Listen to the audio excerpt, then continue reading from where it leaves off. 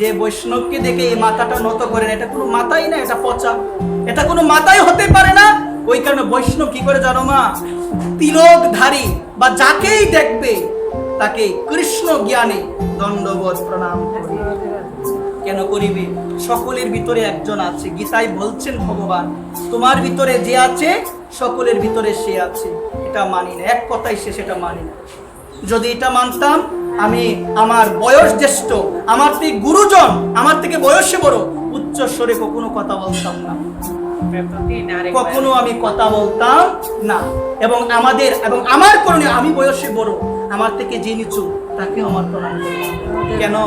কেন করতে হবে? যিনি আমার ভিতরে তিনি তার ভিতরে। এগুলো করা উচিত মা। এখন মানা না মানা এটা আপনাদের উপর, আমার বলতে হবে, আমি বলছি। এই কথাগুলো জানা প্রয়োজন মা। আমরা তো এগুলো মানতে পারি না, আমরা এগুলো বিচার করি, আমরা সাধুকে চিনার চেষ্টা করি, অমুকে সাধু তমুকে সাধু, আরে অমুকে সাধুই না, এর মধ্যে কোনো ইয়ে নাই। সাধু চিনা অত সহজ নয়, তোমার আমার এত সাধ্য নাই সাধু চিনার। আমার মধ্যে, বিশেষ করে আমার মধ্যে নাই। স্বয়ং দেবাদিদেব মহাদেব শাস্ত্রে বলছেন তিনি চিনতে পারে নাই বৈষ্ণব, তাহলে আমার মতো পাপী আমি কি করে চিনব? কে বৈষ্ণব? বৈষ্ণব ধর্মের প্রতিষ্ঠাতা কে? এগুলো আমরা জানি, এগুলো আমরা জানি। 12 জন হলো বৈষ্ণব ধর্মের প্রতিষ্ঠাতা। কয়জন? এর মধ্যে প্রথম হলো যম। যমরাজ নাম শুনেছে?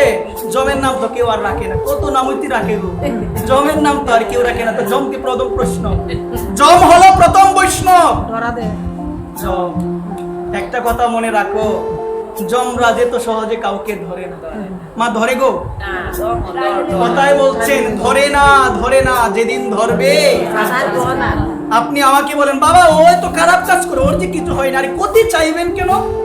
ক্ষতিও চাওয়া যাবে না, আর যে কর্ম করে সেটা তো পাবে, কিন্তু আমি কারো ক্ষতি চাইবো না। যে সাধু হয় সে কারো ক্ষতি চাই না।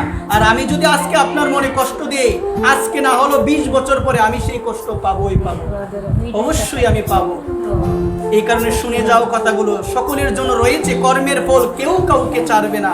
তুমি একজনের মনে কষ্ট দিয়ে